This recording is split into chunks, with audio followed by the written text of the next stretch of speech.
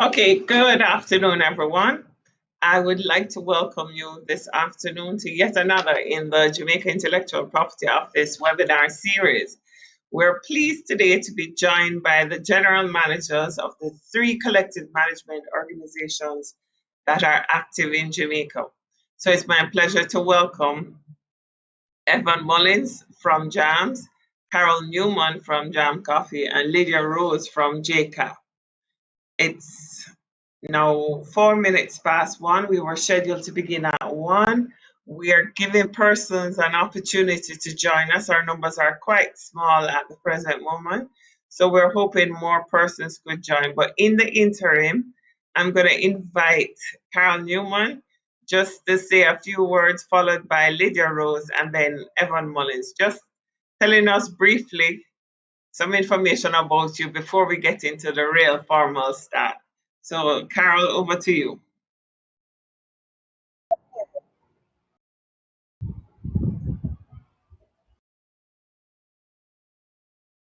Hi, good afternoon. Thank you very much, Lydia, and thanks to JIPO for organizing this session in conjunction with the CMOs.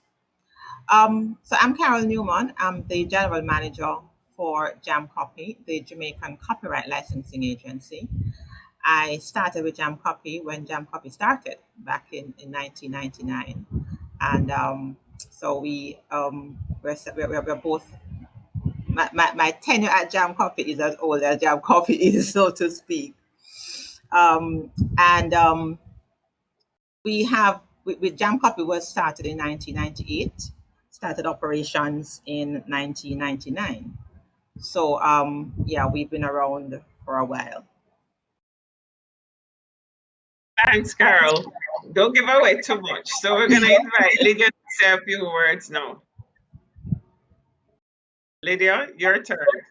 So we're going now to the General Manager of JCAP, Lydia Rose, who will also give us a few words introducing herself. Welcome, Lydia. Thank you for having me, Lydia. Thanks, JIPO, for hosting us. I just want to say welcome to all the attendees that are on. Yes, I'm the General Manager for JCAP. That's the acronym for the Jamaica Association of Composers, Authors, and Publishers. As Jam Copy, we also was incorporated in 1998, and we started operating in 1999. JCAP is a membership organization, and I actually had 2 stints at JCAP. In the early years, I started as the coordinator, speaking to PRS that JCAP took over for in Jamaica. And between the PRS and the... I'm sorry, Lydia, what is PRS? All right, PRS is an... What does the acronym mean? The Performing Rights Society, which is located in the UK. So okay. We were a colony, and that organization was in Jamaica at the time, because JCAP took over from that organization. And as I was saying, I was the the coordinator between PRS. The copyright desk at the time, because they were also assisting in... Actually, it was a copyright unit. If I was that old, I would have been there at the time. Okay, I would think that you were. I was in the copyright unit at the time. Right. Yeah. Right. And then I completed that, and then I went on the board in 2014, and then I became the general manager in 2012. Okay, thanks, Lydia. Okay, yes. We have to hold on. And now we're going to turn over to Evan to share a few words. And I think after Evan has presented a few words about himself and his association with JAMS, we'll get into the meat of the matter. This is 1 hour of information about the collective management organizations. We're going to be exploring what is a collective management organization, what is Jam Copy, what is JAMS, what is JCAP. Whether you need a license from JAMS, Jam Copy, or JCAP, what is their role and function in our Jamaican society. So now I'm going to ask Evan to say a few words, and then we will have the formal start of our webinar. Evan?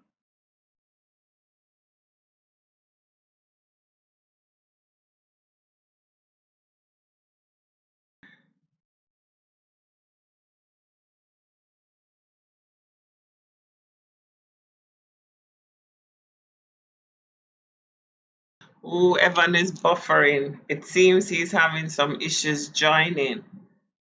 I'm hoping, oh, okay, Evan, no.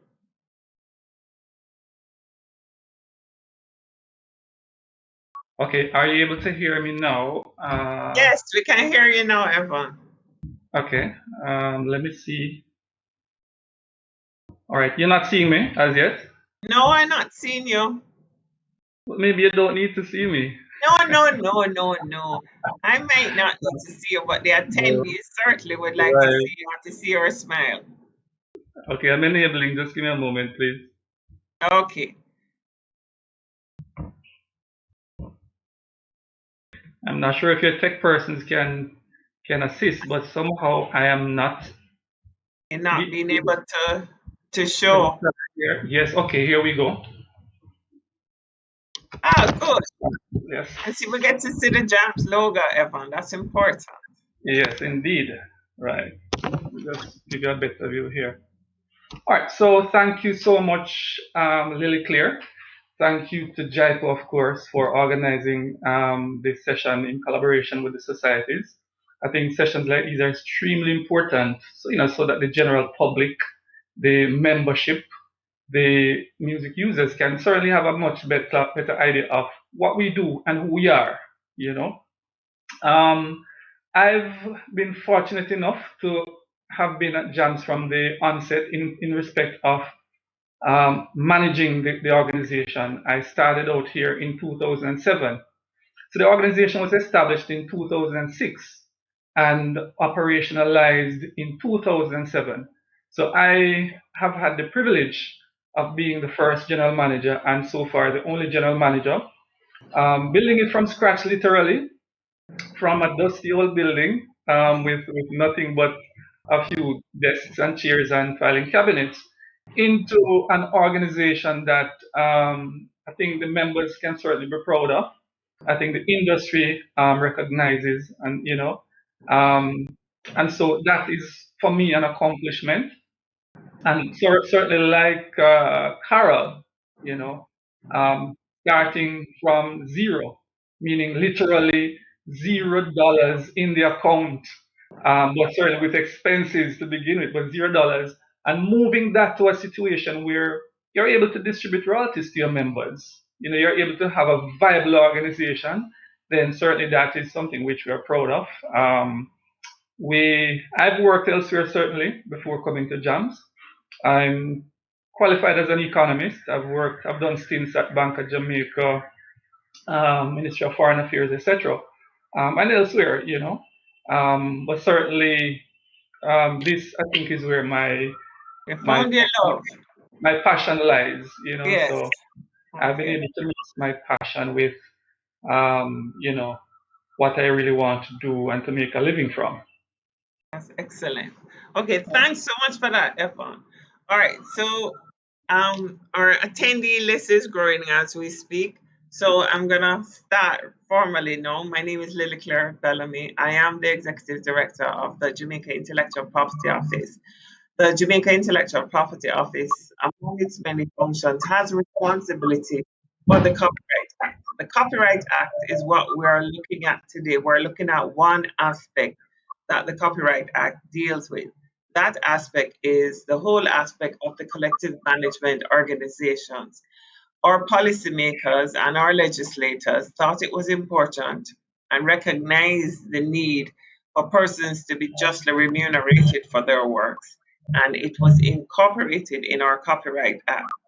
Today, this afternoon, in probably about in 45 minutes, we're going to give you a crash course in what the collective management organizations do, why it's important for you to support our collective management organizations, where you can get information about the collective management organizations, why you should pay the fees. Okay, and I introduced our panel earlier, but for those who have just joined, we have the general managers of the 3 collective management organizations that operate in Jamaica. We have Evan Mullins from JAMS, Carol Newman from Jam Copy, and Lydia Rose from JCAP. So this is a joint webinar between the 3 collective management organizations and the Intellectual Property Office of Jamaica. So now I'm going to throw out a question, and I'd like each of you to give me an answer in probably 40 seconds, and that's a lot of time we're on it. So I need a brief overview of JAMS, Jam Copy, and JCAP. Most of you alluded to it earlier, but if I saw you in the elevator, tell me in this brief time between going from the ground floor to the first floor, what is Jam Copy? What is JAMS? What is JCAP? Evan, even though you're the man, I'm going to start with you first, since you're the only man in our group. I embrace the privilege, and I thank you. All right, so essentially we are what we would call that link between the creators of the owners of the rights in the recorded versions of the music, and we are that link between the owners and those who wish to play the music, whether you're a broadcaster, whether you're a club operator, you're a banking institution. We create that link, that essential link between those who want to use the music and those who own the music. So essentially, we are not owners ourselves of the rights, but we are managing those rights on behalf of persons who are owners. And in this case, when we say owners, we're talking about record producers. So JAMS represents record producers, and that can be extended now to include record labels, record companies. We are also managing the rights of performers, meaning artists and musicians, players of instruments. So we manage the rights on behalf of those groups, and then we collect the royalties from those who are playing the music, and we pass on those fees received as royalties to those persons that we represent. So in a nutshell, going up that elevator, that is what we do, and we'll be very happy to provide more information about what we do as we go further. But certainly before I close, just to say, we are not representing only here in Jamaica, but we're providing global We're going to get to that, Evan. But right. one quick question, and I'm sorry, I should have stated that before, which is going to the 3 of you. Can you tell me what your acronym means? What Sure. does JAMS mean? What does Jam Copy mean? And what does JCAP mean? And Evan, you mentioned record producers. Can you give me an example of a record producer in Jamaica? After you give me the definition of JAMS, just give me a definition of a record producer, please. Okay, sure. All right, so JAMS, and you can see just above my head the acronym. It's actually Jamaica Music Society. That's what it stands for. And but we are known by some persons simply say Jamaica Music Society, but many, of course, go with our well-established acronym of JAMS. A record producer, Lily Clear, can really and truly be an individual, and in fact, an artist can be a record producer, but he would be in the capacity of producing him or herself.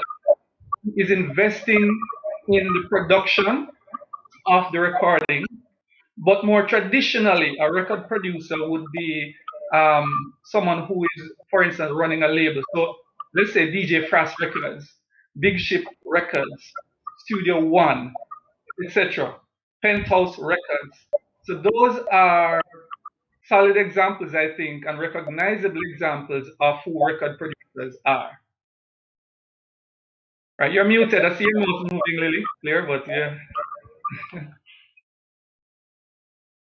I was trying to reduce the feedback, so I muted it. But thanks for that. I think that makes it clear for everybody who is participating who a record producer is, and you mentioned some well known record producers here in Jamaica. So thanks for that, Yvonne. Can I ask each of you to mute your mics when you're not feeding to reduce the feedback? Okay, so Carol, what is this jam copy? So JAM Copy, the acronym stands for the Jamaican Copyright Licensing Agency. That is what the acronym JAM Copy stands for. And JAM Copy is actually our short name. It's actually a registered trademark as well. And that is our short name. So JAM Copy, on this elevator ride, I'm telling you, JAM Copy is the Jamaican agency that was set up by publishers and creators to help them to manage certain aspects of their copyright. We all know copyright have bundles of different rights, and so JAM Copy is responsible for managing the reproduction right or the copying right, which is one right in this suite of rights given by copyright. And so JAM Copy manages this particular right on behalf of publishers and creators. And by creators, I mean anybody whose works are included in a print publication. So it's the writer, it's the illustrator, it's the photographer, it's the artist whose work has been photographed. It's the music composer, it's the lyricist. Anybody who produces written works or works that can be photocopied and their work appears in a printed publication. Okay, thanks, Carol. Okay, Lydia, your turn. You're in the lift now. And you're going from the ground floor to the first floor. Tell me all about JCAP. What does that acronym mean? And who are you responsible for? Okay, JCAP, the acronym is JCAP, JACAP. And funny enough, a lot of persons say JACAP, or our international affiliates say JACAP, right? And we always have to say, no, the A is not silent there, it's JCAP, right? So it's the Jamaica Association of Composers, Authors, and Publishers. And just as it states, we represent the composers of music, the lyricists of music, and the publishers of music. And to be to ensure that the distinction is made is that JCAP is a music society, and we represent musical works. And when we say musical works, it is all the works that, and when okay, we normally say works, but we should ensure that person understand that I'm speaking about a song, right? Yes. Right. So we would represent all the songs that would be performed in any format in Jamaica. JCAP is a not-for-profit membership organization. And what we do and what the rights that we represent are the performing rights, synchronization rights, and mechanical rights. Okay, you've explained that. Sorry, Lydia, you mentioned a whole set of terms. What do you mean by them? Lydia is frozen. Okay, so I'm frozen. No, I can hear you. Are you hearing me? Screen, I'm hearing you. Okay, yes. So performing rights is any song that is performed in the public, at a concert, at a theater, etc. So that's performing rights in businesses, etc. So synchronization is when you take music and put it to images like advertising. So you would need clearance when you're doing advertising. And mechanical is the physical sale of the work. Okay. So those are the three rights that we would represent in Jamaica. Thanks, Lydia. Okay, so now my next question is, are there, which you have alluded to, but are there different types of licenses? Okay, I'm going to hold an event. Do I need to go to JAM Copy, JCAP, and JAMS, or can I just choose which collective management organization I want to pay and I will be fine? So, as I stated before, we are a music society, and we would represent we call them the primary creators of the work. So Okay. we are not literary. So only if you want to use music would you request a license from JCAP. Okay. And for And in everyone, requesting that license, so I'm having an event. Do I get a license from JCAP and also from JAMS? I see Evan nodding his head. No, Evan, I'm not hearing you. You're muted. Right. yes, you would get both. Thank you. You would have, once you use the music, you would get you would have to request from both society, but there is a difference in what the society and the type of license that you would give, and based on your usage of music, whether you would get from both or only from one. I would have Evan. Right. I mean, in our case, just to give further clarity, we represent the rights in what we call the recorded version of the works of the music. So we do not provide a license, we do not give permission in relation to live performances. So when an artist is on stage performing live, our license does not cover that usage. It does not give permission for the lyrical component, nor the musical accompaniment. It's about when the CD is played, when the MP3 is played, when you're listening to the radio, that recorded version is played. That is where the rights of the producer and the performers lie. And so we do give permission to a whole range of event organizers, including those persons or entities that are putting on live events. Now, even though I've said live performances are excluded from the license we granted, an event that is a concert or a stage show, as we like to call it, they typically also have segments where recorded music is played. So, before the show gets underway, you will have music being played between band break, etc. So a concert promoter certainly and almost always will require a JAMS permit as well. If they can prove, however, that it's an entirely and absolutely live performance events only, then they would not require a JAMS permit in that context. Okay, thanks, Evan. Thanks, Lydia. Carol, I'm having a concert. Do I need to come to Jam Copy? Because I heard you mention photographers. Would that come into play? No, you don't need to come to Jam Copy to if you're having an event, because what Jam Copy represents, as I mentioned earlier, we represent the usage of the work that relates to copying of the work.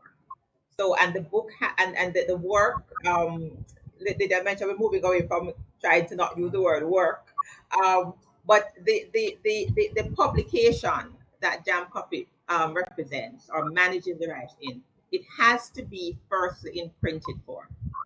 Because going back to the history of copyright licensing for books and magazines and newspapers and so on, it started out as photocopying, because that was the way you copy something, by copying, and then we use that. We move to say, in fact, we started by saying Xerox. We used everything because we used the Xerox machine, and then Xerox became the verb, not only the noun.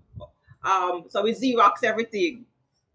So the work had to be in a printed format, and that continued. Now we're into digital, but the digital copying of the work is represented through the scanning or putting it in a PDF or a database. So it's that text. So what Jam Copy really manages is a textual and images, textual works and images being copied. So you don't come to us if you're going to perform. Okay, so Carol, so persons in schools and other learning institutions who make copies, they should speak to you. Absolutely. So it's copying, any kind of mass copying, of course, and you will probably come back to that a little clear, that there are some exceptions given for copying for personal private use and so on. But if you're doing multiple copying, certainly copying for education in a school setting, where you're copying for 40 students in a class, for example.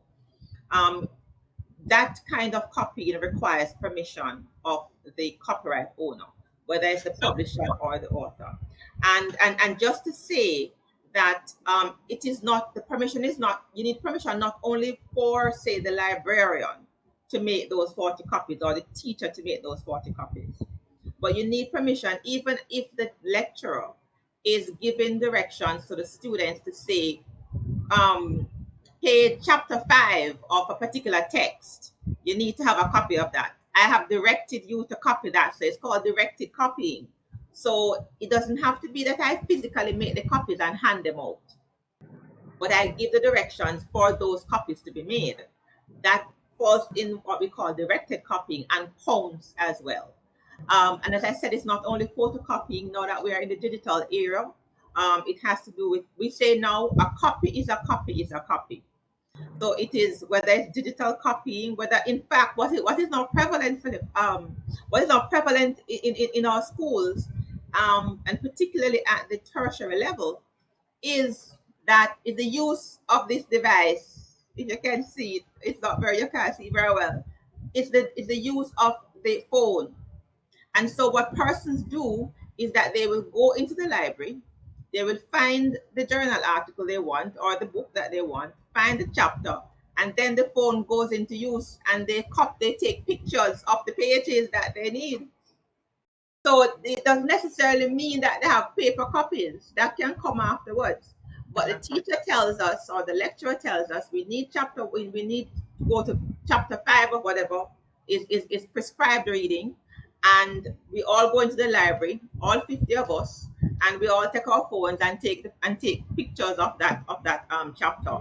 That counts, and you need permission for that. And the permission is usually given to the institution, and that license covers those those uses in the context of providing education. Okay, I have several questions. What I'd like to know, and I'm putting this question to everyone. So I have bought my CD, let's say, or I have my MP3, or I have my book, and I'm the teacher, and I want to make my textbook available to all of my students, or I want to have an event and I have 500 CDs, which I all bought legally, and I want to utilize them at this event. Do I still have to get a license from the collective management organizations? Or since it is my personal copy, can I use it freely? Everyone, I'll come to you first. I say Carol, and then Lydia, and then Carol. Okay. All right. Certainly, when we speak about the right to use music, JAMS we're managing particular rights that are provided under the Copyright Act in relation to music. So the Copyright Act speaks to a number of different things that can be done. There can be the broadcasting of the music or the sound recording. There can be the manufacturing, the distribution, and what we call it adaptation, etc. JAMS, however, for our part, we are only managing the rights in terms of the public performance, the actual playing in public, and the broadcasting via radio, TV, etc. And we want to see webcasting in the broadcasting category for now. So even though you may have bought your CDs, or you have your vinyl copies, or you bought an MP3 copy on iTunes, etc., when you purchase music, you're only purchasing certain rights. However, the right that you're receiving, Lily Clear, is the right to use it for your own personal and private uses. They're your house, your home, your car, etc. But the rights which are not granted to you now are the rights to now go and use those same recordings and play to an audience, or to set up a webcasting service and be streaming it online. Or if you are a radio broadcaster, you will of course have thousands of songs that you've bought, but you do not yet have the right to play those to your audience. And so, notwithstanding having purchased, the rights of the owners, the producers, have been reserved, and you will still need permission now through the collecting society in order to now use the music, use those CDs and other formats in the ways that you desire. Because the CDs, the MP3s were intended for personal, private use, and outside of that, permission must now be sought through the collective management process to give you that permission, because outside of us as CMOs, it will certainly now become very difficult for an individual, a promoter, a business operator, or a broadcaster to go and seek permission from all the different rights holders locally and internationally. So we now fulfill that role of ensuring that you can play music legally, even though in your belief you own the music, you only own the physical copy, and you have the right to play it for your personal consumption, personal use. Okay, I understand that, but what I want to know is, I'm having a birthday party and I've invited 50 of my closest friends. Do I still need a license? These are all my friends, and this event is being held in my home, in the privacy of my home, just for my friends, and I'm using my CD player, and it's just my friends, my 50 friends or my 100 friends. Do I still need a license? That's for both yourself and Lydia. Well, let me just round off, and Lydia will chime in certainly. The answer, in short, is yes, really clear. You're having a birthday party at your home. The answer is yes. In that context that you've just described, though, once you are playing music to an audience that is now outside of what we call the domestic circle, then you need permission for that. Not just from John's, by the way. You now need permission from even the police and the parish council and so forth for staging an event and playing music. But once it is that you're having an event at your home and it's just for you and your customary household members, then you certainly would not need to come to John's for a permit. But once you've opened that event now to a wider audience, quote unquote, a public, so to speak, you've now turned that event into a public event of sorts, even though it's in a private venue. It's considered a public performance under the Copyright Act, and so you need permission from the rights owners, even in the context of your home situation, to be playing music. And Lydia, do you agree with that? No, I totally agree. And I'll go a step further. What a person would not know that even traveling in public passenger vehicles, I mean, the passenger vehicles, in the strict sense of the law, even a taxi playing music to the public and to other persons, they need a license. Because as Evan stated before, when you purchased a single work or song, it is for your personal use. And you can enjoy it in the privacy of your home. But once you go out in the public space or anywhere where you are interacting with the public, if you're having if you're playing your music and you put it on your lawn, and then your entire community is enjoying what you are doing, that you have now stepped from your private space into a public space, and you require a license. And with a license, it attracts a lot of other things. And just to expand what Evan said, a lot of times, even the promoters who are having events would say, oh, but why is it that we really need to take out a license when we have employed a DJ who is the one playing the music, and we have also employed Beanie Man who is performing the music? And we have to explain that in that scenario, the DJ, you have employed him in his professional capacity only to play music. And the law states that that is not the DJ that will be responsible. It's the person who is giving access to the public. And you are the one opening the gate. You are the one collecting the fee for the admission. So therefore, you are the one who are to take out a permit. And when you employ a performer, you are employing him again only to perform in his capacity. That has nothing to do with the performing rights. And the performing rights cover, as we had said before, the actual persons who are behind the scenes, the writers of the song, because they are not the one on the stage who is performing. They are not the one who is playing the music. The producers of the song. And those are the persons that the copyright societies would cover under the license. Suffice it to say, in Jamaica, that a lot of time the performers are actually have an interest as writers of the song, but we are covering them in a separate capacity.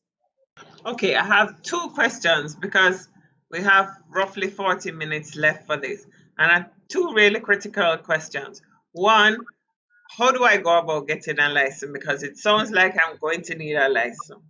But any event that I'm having, I should get a license. So I need to know how I obtain a license because I want to be compliant. Because I have a feeling that there might be a penalty if I'm not compliant. And you can let me know if there are any penalties or if you will just call me and say, you know, you shouldn't have done that. Or if there are harsher and more and stricter penalties, which I believe they are. So if you can tell me okay, say I want to become a member of one of your societies. So how do I become a member? What is the process? And if I'm not a member, or even if I'm a member and I want to have an event, how do I get the license? All right, so Carol, I'll start with you, then Evan, then Lydia. Okay, so the the group of persons that can join Jam Copy are, I usually say, anybody whose work are embodied in a print publication. So we manage rights in books, magazines, newspapers, journals, those kind of materials.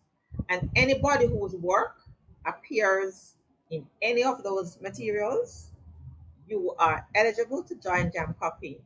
The requirement is you must have at least, for the creators, you must have at least one piece of work published in printed form. If you're a publisher, then you must have at least two titles published. And let me just add another thing here, because in the world of books, we have over the years increasingly a group of persons whom we refer to as self-published authors. A lot of writers have taken to publishing their own works. If you are a self-published author, meaning you have written the work and you have published it yourself, you are categorized as an author, not as a publisher. A publisher for our purpose is somebody who publishes for other persons. So I may have set up a publishing house, and my publishing house is called Newman Publishing, and I publish for Lily Claire, I publish for Evan, and I publish for Lydia. But I also publish a work for myself in that mix. I am still a publisher because substantially I am publishing other people's works, not my own. And so, as I said, it's all the persons whose work. So it's the writer, it's the illustrator, it's the photographer whose photographs appear in those publications, an artist. And this is an interesting one. So, for example, there are potters or fine artists who've drawn, those persons who draw things, and you buy them, and so you have a piece of artwork. But a photographer has taken a photograph of that nice piece of pottery, and that photograph ends up in a book or in a magazine. The potter whose work it is has been photographed can join copy on that basis because he has rights. It is his work that has been photographed. And the photographer who was behind the lens taking the photograph, that person is also eligible to join Jam Copy. And then the publisher who has packaged the material and who also has copyright under the law in typographical arrangement, the law calls it, that publisher also owns copyright.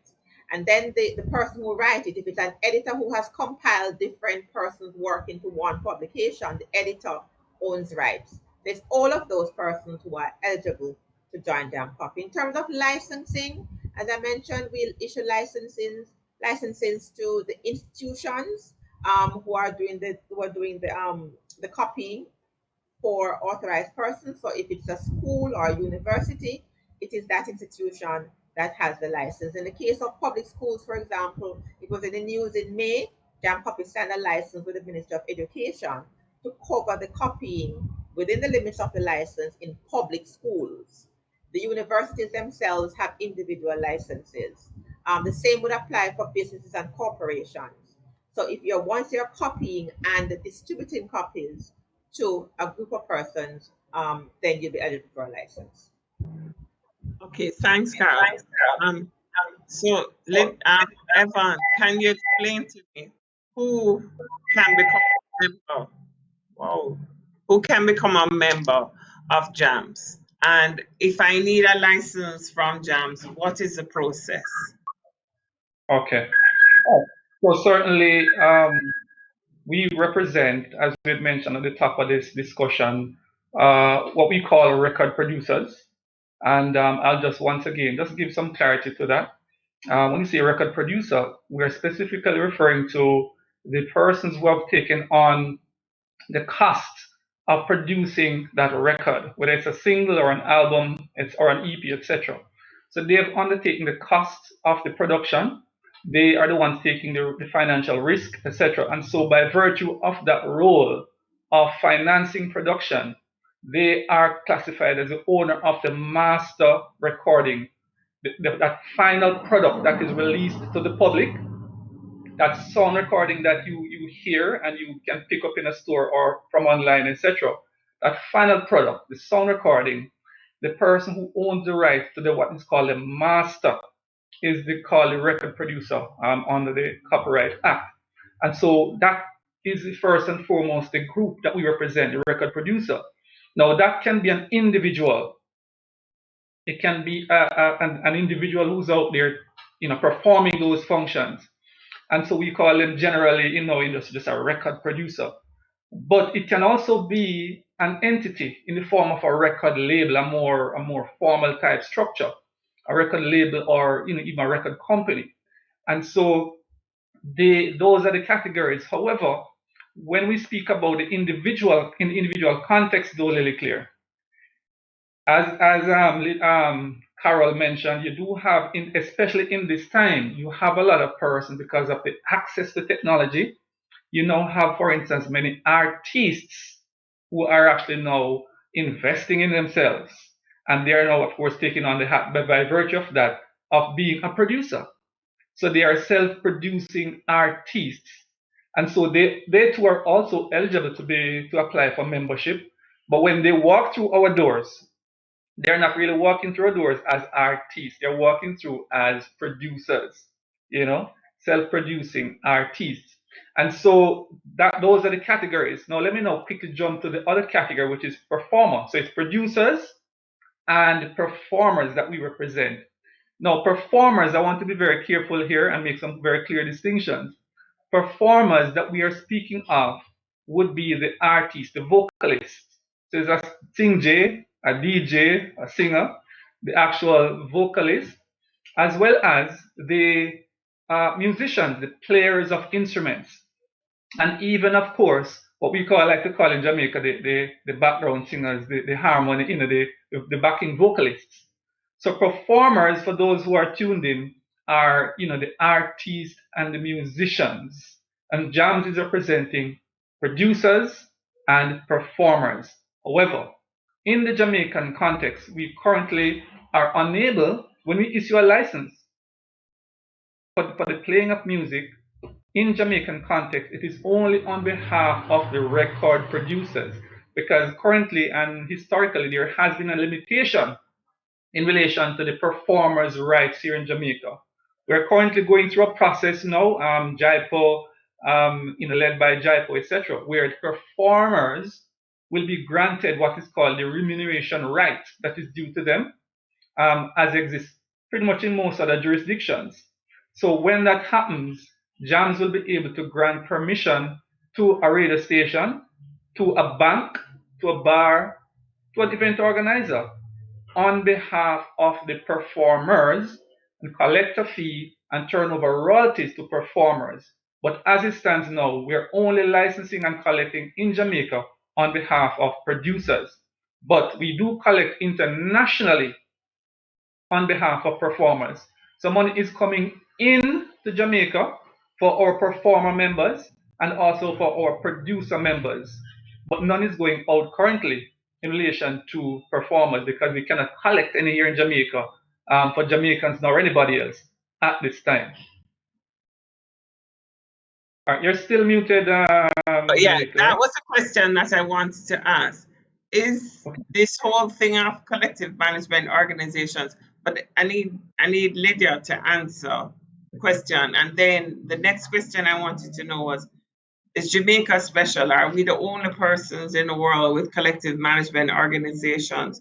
Do we pay money outside? And how do Jamaicans who are members of these collective management organizations get remunerated for their works that are utilized in other jurisdictions? Is a collective management organization something that is limited to Jamaica, or do you have other collective management organizations in the rest of the world? So Just before Lydia comes in, because I didn't get to address the whole point of how one becomes a member. So Lydia, yes, no, please. Or if you want me to do it after. Okay.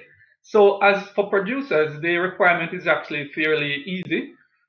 What you simply need to have what we call commercially released at least 3 recordings. And when we say commercial release, we're talking about the works, the recordings being available for purchase, whether in a physical store or online, whether it's iTunes, Amazon, Spotify, etc. So a commercial release as against promotional release. So simply putting the songs out on YouTube or just sending a CD to Boom Boom or sending it over to the radio stations as soon as you finish mastering it, that is simply promotional release. What we require as the minimum for membership is a commercially released sound recording for the producers, and that's 3. As it relates to the performers, you currently need to have and can demonstrate that you have you're either part of, as a musician, 10 sound recordings, or you're the actual artist in relation to those 10 sound recordings. Once you can easily show that to us, then as a performer you can qualify to apply for membership.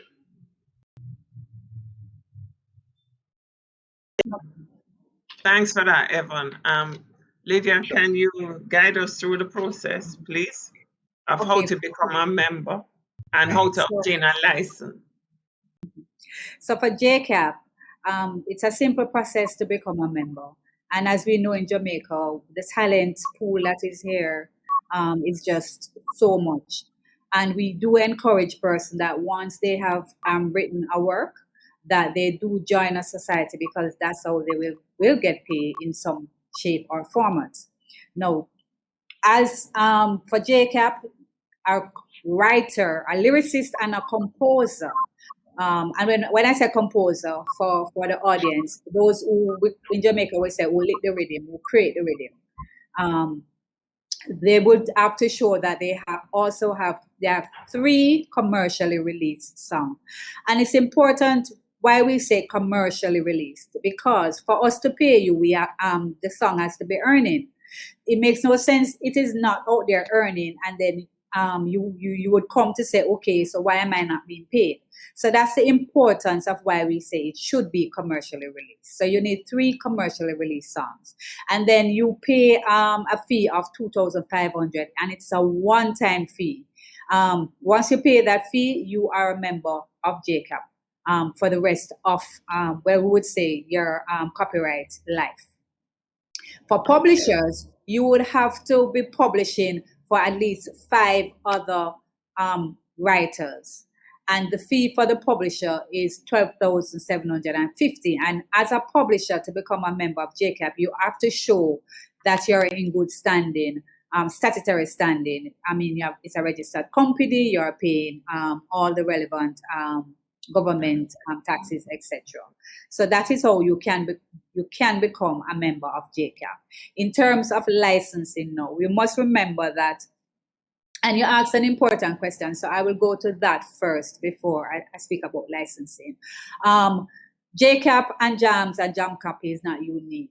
We have other such, we call them sister societies throughout the world. Every country actually has such type of society because that's how the creators earn.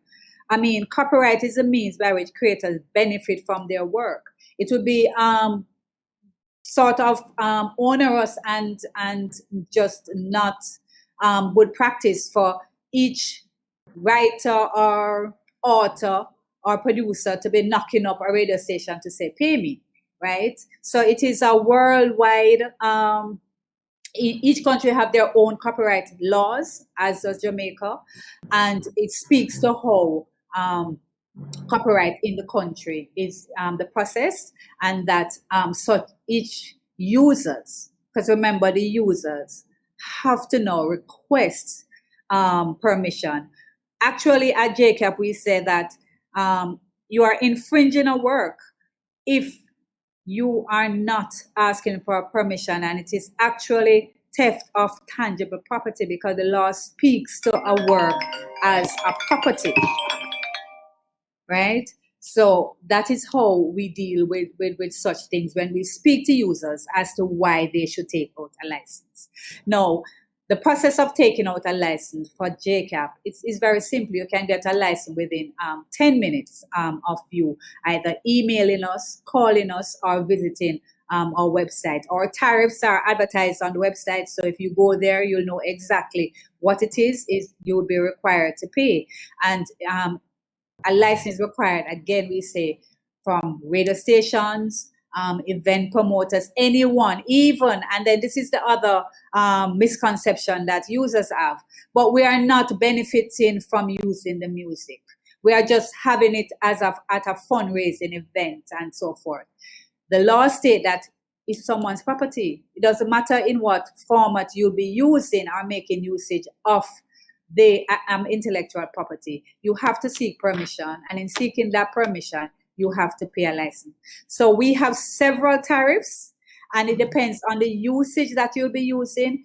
A tariff would speak to that usage. You would call us, we will tell you what the cost is, and we have several mode of how you can pay. You can pay at Paymaster, you can pay through the bank, where we actually, JCAP is actually set up in NCB as a biller. So that is how simple it is. And you can also come into office. All right.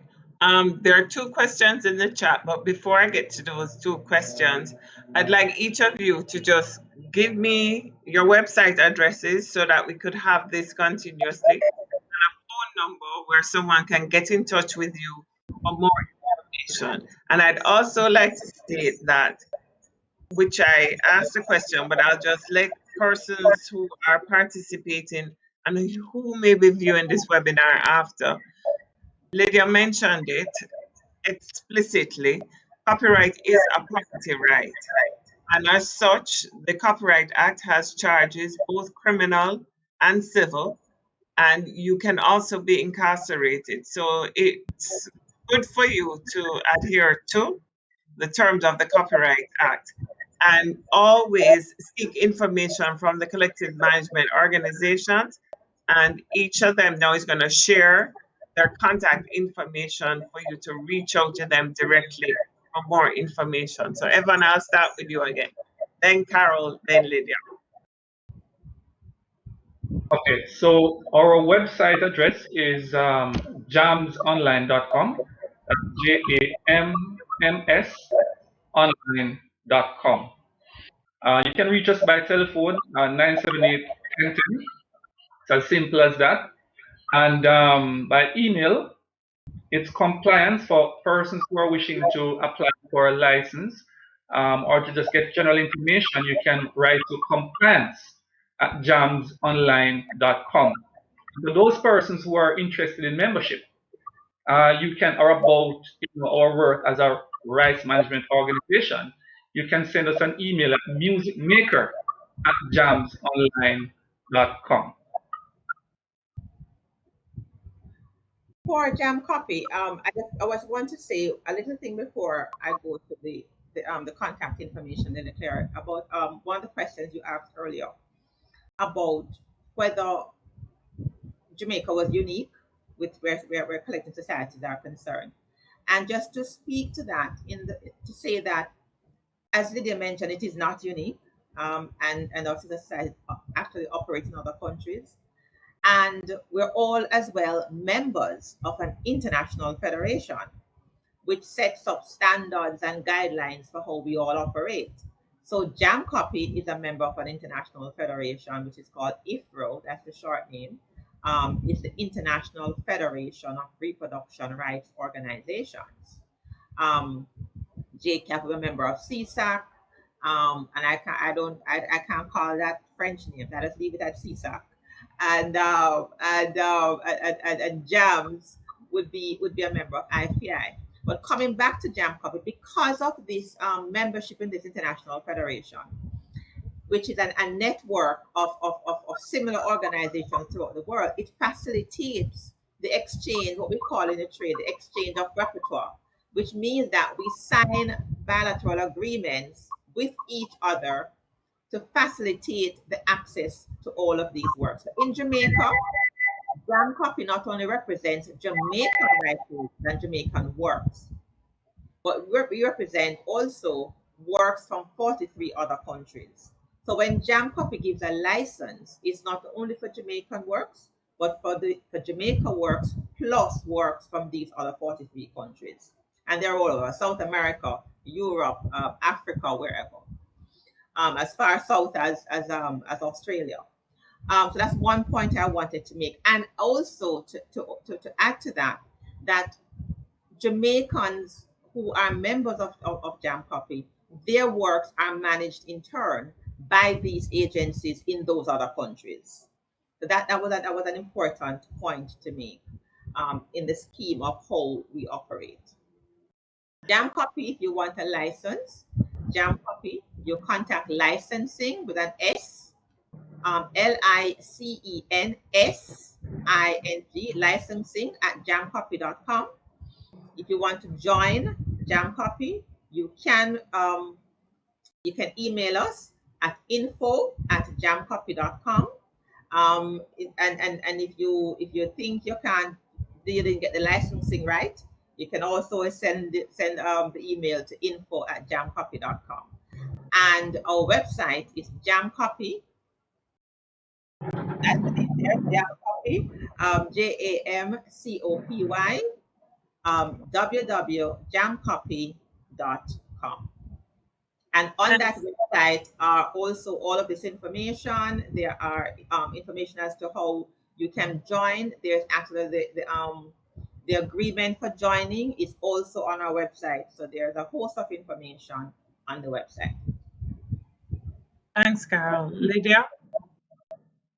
Right. So just following up from Carol, that we do also have reciprocal agreements, and as the word says, reciprocal. So we reciprocate. We will represent all the creators around the world who we have reciprocal agreements here in Jamaica, and they likewise would represent us abroad. And it's important to note that what the CMOs do is that when we collect fees, these are the fees that we distribute after taking out as admin costs, because a lot of persons always say, what you do with the money? The fees that we collect is what we pay to the creators, right? We don't put it in our pockets. So for JCAP, our contact information is jcapjamaica.com, and the JCAP is JACAP.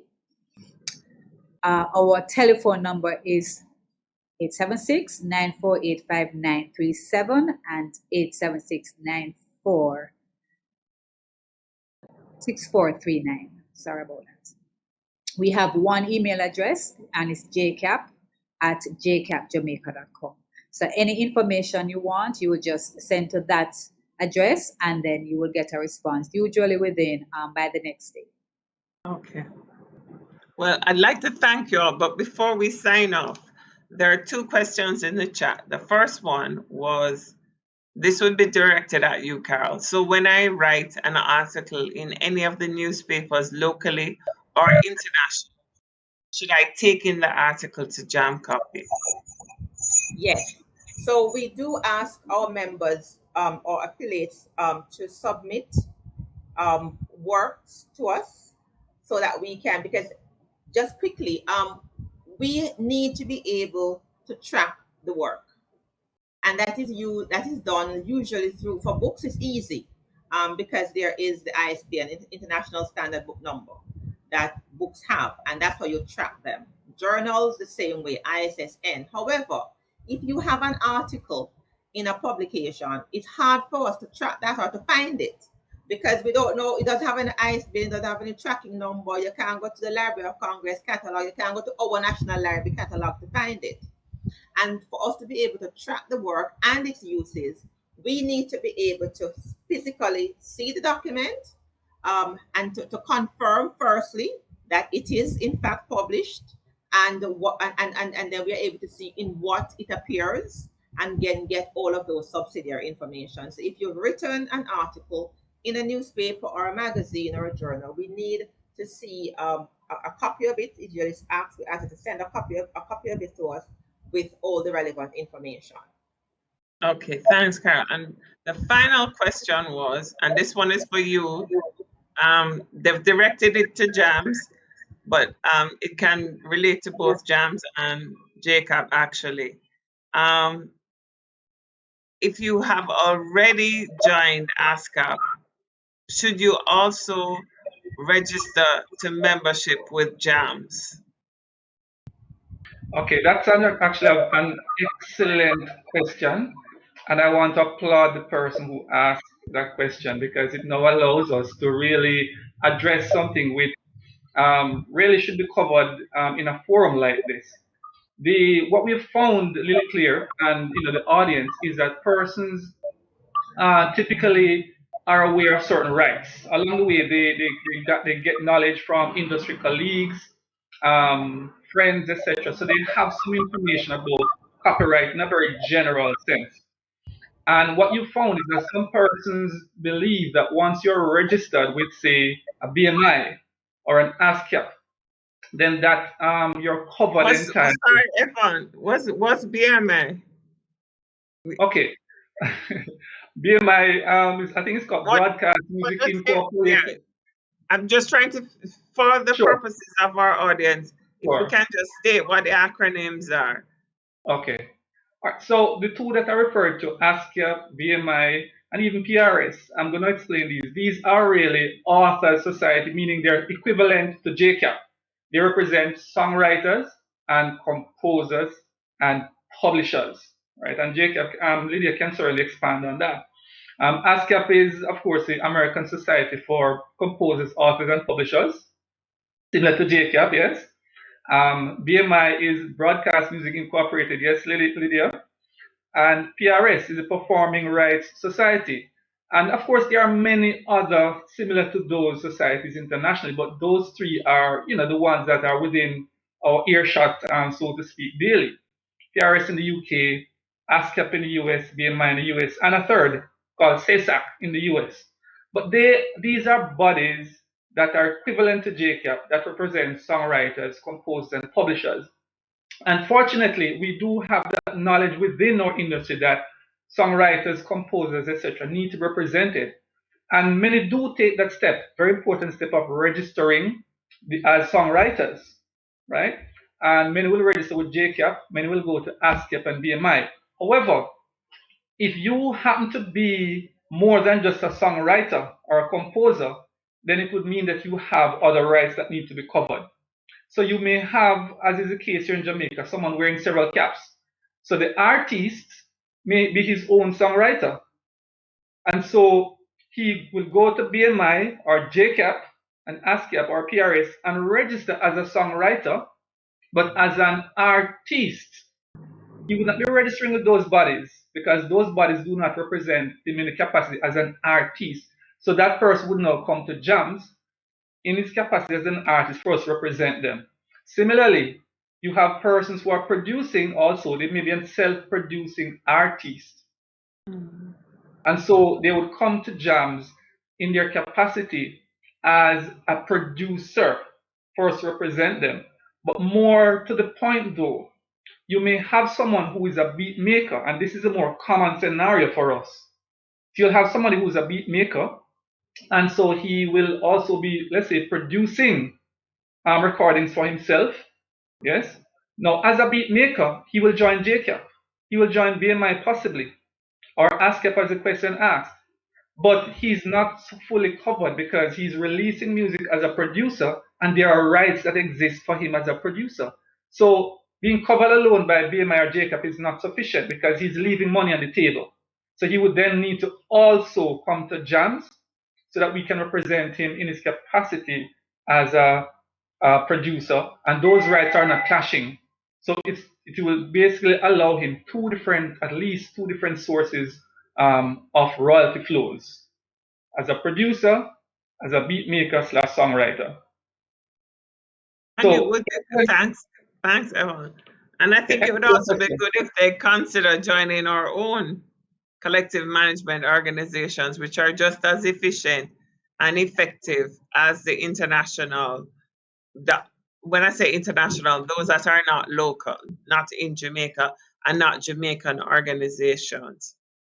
Right. Thanks. And in fact, I was going to say that ASCAP gives us the right, and the BMI and the PRS, to represent their creators here in Jamaica. So it's best to join your local national societies because we offer much more. I mean, you cannot walk into ASCAP and BMI. You have to take a flight. You can walk into JCAP. You can have all your queries answered, and you can come in and look and to say, okay, why am I not being paid for this and why am I not being paid for that? Unlike if you join foreign societies. Okay. Well, what we perhaps have to do, there were two other questions, and after these two, I'm going to have to close because I promised 60 minutes and it's now 11 minutes past 2.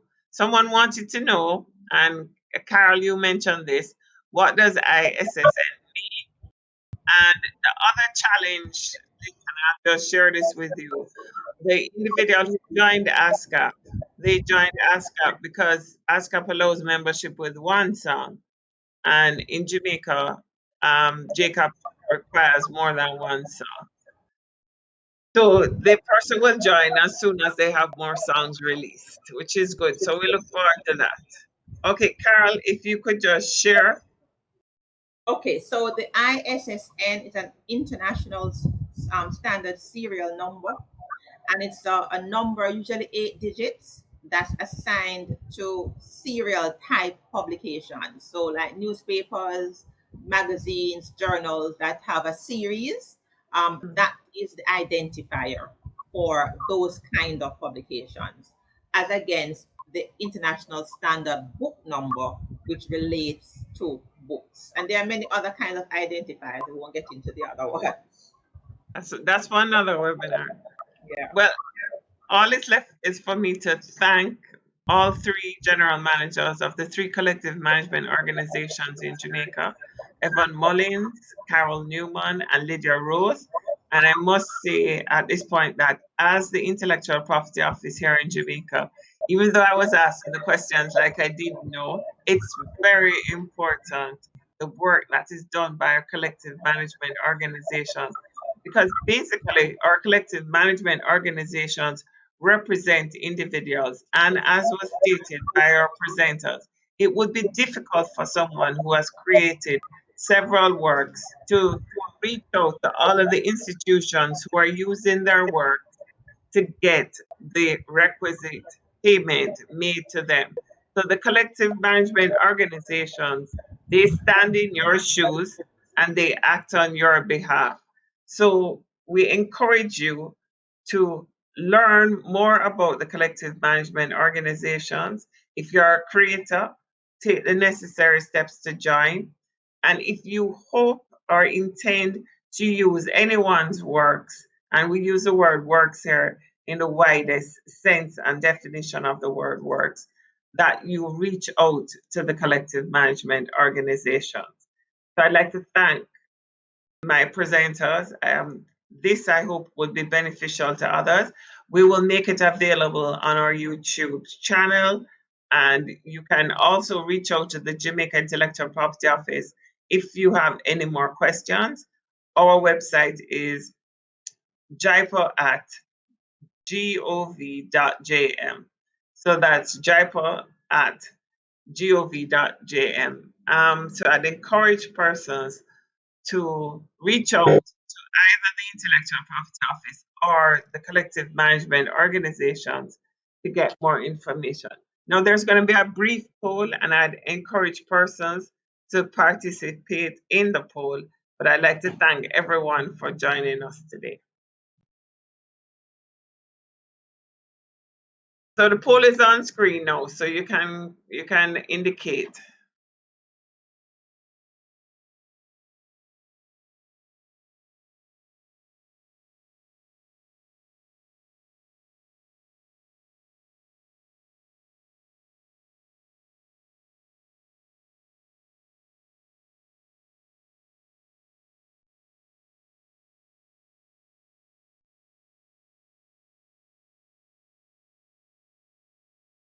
The next question speaks to whether you require more information. So if you require more information, we'd encourage you to reach out. If you reach out to JIPO, we will share it with the relevant CMO, or you can reach out to them directly.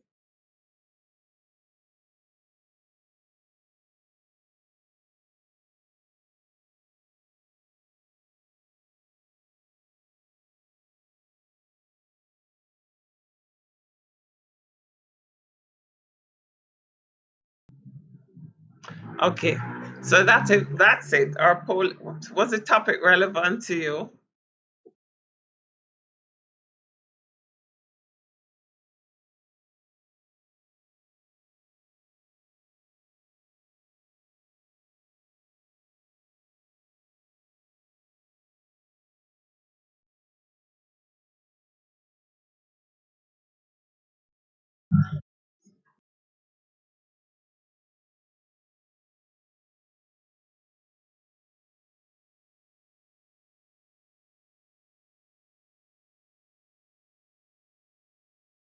While your poll is going on, really clear, I'll just use Yes. the opportunity just to emphasize something that Carl had said earlier about the societies not just operating here in Jamaica, which you alluded to also. It's worth re-emphasizing because it's something that we do get from music users, that this only exists in Jamaica, and it doesn't.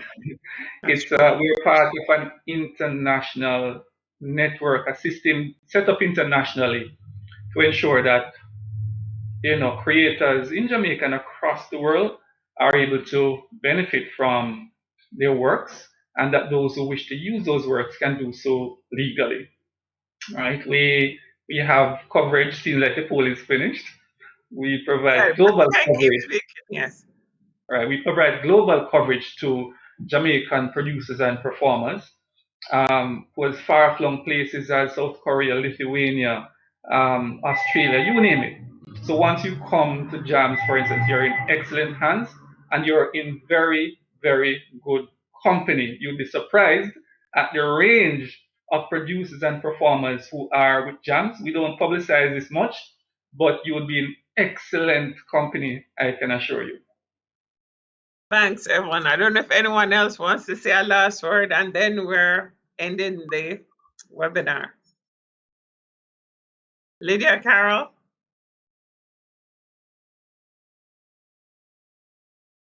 Okay, well, there are no more words to be. Carol, you're speaking? Sorry. Okay, so thanks, everybody, and this marks the end of our webinar. Have a wonderful weekend.